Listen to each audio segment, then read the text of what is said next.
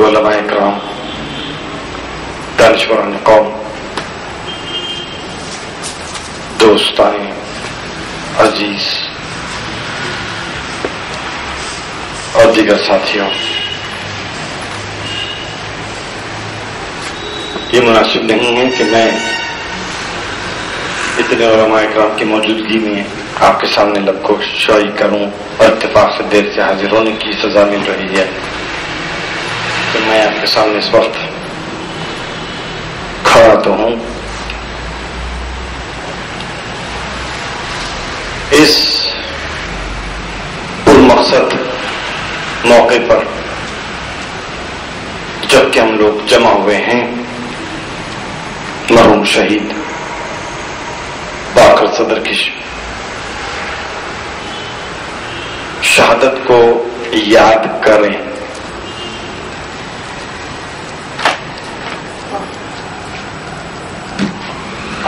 دو مہینے 8 دن کے علاوہ 9 ربیع الاول سے لے کر آنے والے سال کے محرم تک ہم جیسے ذاکرین جب ممبر پر جاتے ہیں، امام حسین علیہ السلام کو، اہل بیت کو کافی بلندی پر دکھاتے ہیں، اتنی اونچائی پر کہ ہم ان تک پہنچ ہی نہیں سکتے. وہ کہیں اور کسی اور منزل پر، ہم کہیں اور، ہمارا راستہ کسی اور راستے پر. لیکن آج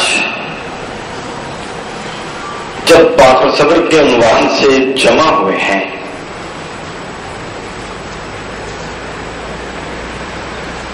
معصوم نہیں تھے، آپ کے ہمارے گوشت اور ہڈی کے جس سے بنے ہوئے انسان کا نام تھا. لیکن کیا ہم بھی ان کی آج 32ویں یادگار بناتے ہوئے یہی کہیں کہ بھائی وہ بہت اعلیٰ ہیں یا اعلیٰ تھے، اور ہم فقط ان کی یاد بنا سکتے ہیں، اس سے بڑھ کر کچھ نہیں کر سکتے؟ امام حسین کی یاد تو مناتے ہیں، کیا کسی باقر صدر شہید جیسے انسان کی بھی یاد صرف یاد کے طور پر منائی جائے، یا اس کے اندر بھی کچھ سبق پنہا ہے جسے ہم یاد کے عنوان سے ذکر کر کے حاصل کر سکتے ہیں؟ ان کے نام کے ساتھ ہی 2 کتابوں کا ذکر ضرور ہوتا ہے. ہمارے اقتصادیات، ہمارا فلسفہ، حقیقت میں انہوں نے عربی میں کتاب لکھی تھی، بعد میں دیگر زبان میں اس کا ترجمہ ہوا، اردو زبان کا ترجمہ، کتاب نظر سے گزری، پڑھنے کی کوشش کیا، سمجھ میں کچھ بھی نہیں آیا. ضرورت محسوس ہوئی کہ کوئی اس کتاب کا پڑھانے والا ہو تو شاید سمجھ میں آئے. تعجب کی بات ہے کہ 45 سال کی عمر میں کوئی شخص ایسی کتاب لکھتا ہے کہ عام ذہن بغیر استاد کے اس کتاب کو نہیں پڑھ سکتا. ایک معیار سمجھ میں آیا کہ عالم کہتے کس کو ہیں. یہ تو بہت بڑی بات تھی کہ انہوں نے ہمارے اقتصادیات یا ہمارے فلسفے کے عنوان سے کتابیں لکھی. تعجب خیز بات تو یہ تھی کہ 11 سال کی عمر میں انہوں نے فلک پر کتاب لکھی. 11 سال کی عمر کے لڑکے کو ہم عالم تو نہیں کہتے، معاشرہ عالم کہنے کو تیار نہیں ہوگا. اس کے باوجود اس 11 سال کے انسان میں اتنی صلاحیت تھی کہ اس نے انتہائی پیچیدہ موضوع پر ایک ضخیم کتاب لکھ دی. نہیں معلوم جب اس طریقے کے علماء کا ذکر کرتا ہوں یا پڑھتا ہوں تو ذہن میں ایک سوال پیدا ہوتا ہے کہ کیا باقر बाबर सदर के बाद कोई और बाबर सदर पैदा भी हो सकता है? क्या खुमैनी के बाद कोई खुमैनी पैदा हो सकता है? या ये मेयारात फकत इराक और ईरान के उलमा के हद तक हैं, और अगर हम सरहदें पार कर दें तो वो मेयारात को वहीं पर मुक़य्यद कर देना पड़ता है? हमारा जिस साल हज हुआ था इत्तेफाक से एक शरई मसला दरपेश आया कि जिस वक्त मैं हज को जा रहा था तकरीबन जितने किस्म के मसाइल हज के मुताल्लिक़ हो सकते हैं वो याद कर चुका था, और जो मसला दरपेश हुआ वो ऐसा था कि किताबों यकीन के साथ कह सकता हूं कि मैं कम अज कम हज के मसाइल की जो आम किताबें होती हैं उसमें नहीं था, और दरियाफ्त करना हम जरूरी था, क्योंकि बगैर उस मसले का हल जाने हुए अगली मंजिल पर जाना मुनासिब नहीं था। हम लोग अराफात के मैदान में थे और लोग मुझसे रुजू हो रहे थे।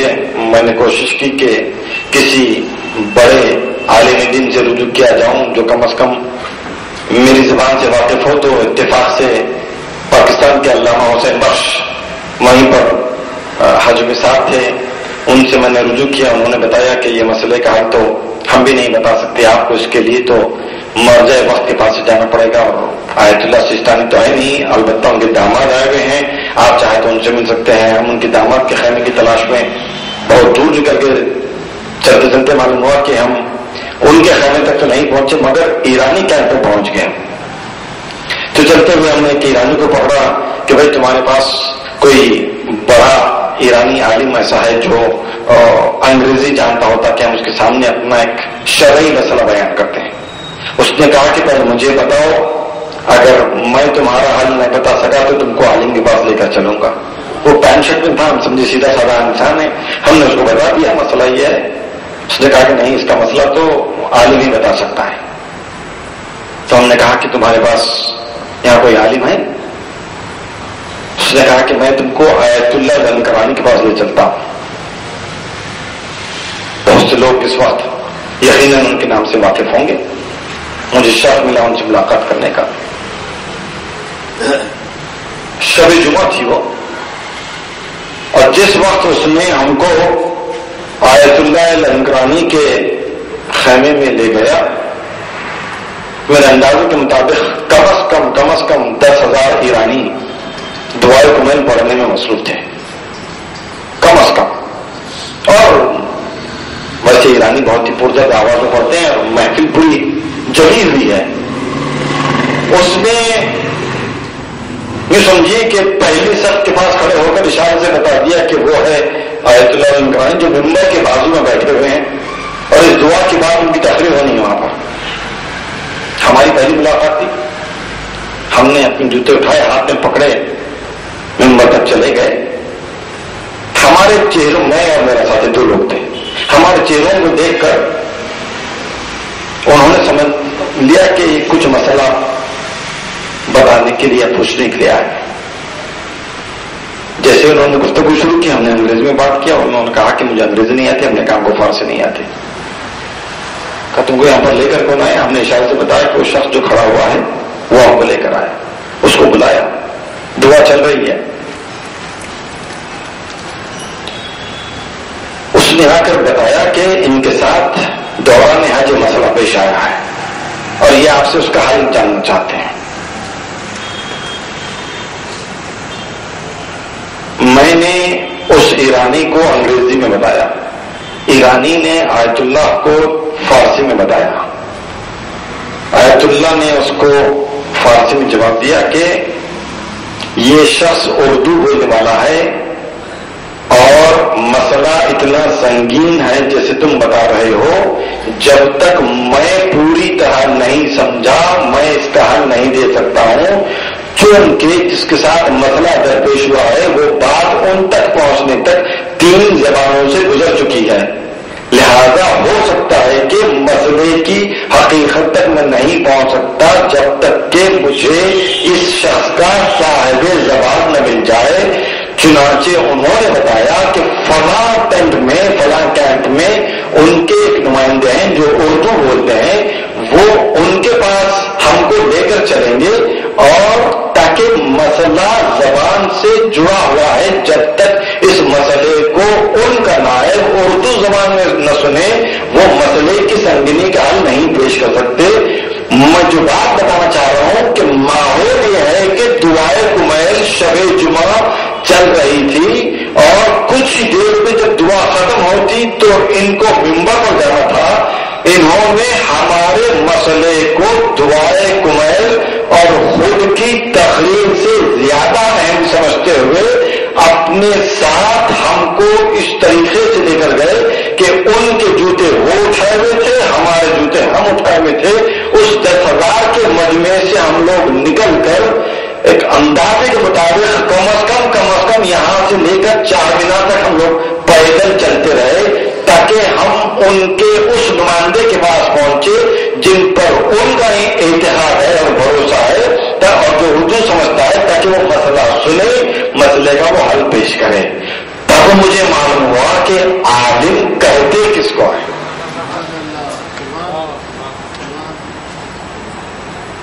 مجھے نہیں معلوم، کچھ تحقیقات میں صاحبان امامہ کے درمیان یہ واقعہ پیش کر رہا ہوں، لیکن بات میری یہی تھی کہ ہم نے قبول کر لیا کہ رسول اللہ بہت بڑی شخصیت ہے، امام حسین بہت بڑی شخصیت ہے، اہل بیت قابل احترام، قرآن مجید بہت بڑی کتاب ہے، وہاں تک ہم چھو نہیں سکتے، بلندی پر رکھ دو۔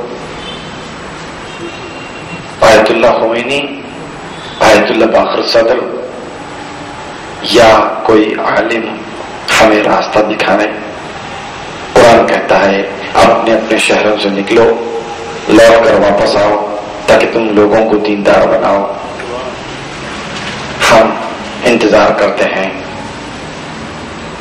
کہ ہمارے شہر سے کوئی عالم بننے کے لیے چاہے، لوٹ کر واپس آئے اور وہ ہماری رہبری فرمائے، تاکہ ہم بھی اس نقش قدم پر چلیں جن نقوش پر آیت اللہ فاخر صدر، آیت اللہ خمینی، آیت اللہ لنکران جیسی شخصیتیں چلی ہیں۔ السلام علیکم ورحمۃ اللہ وبرکاتہ۔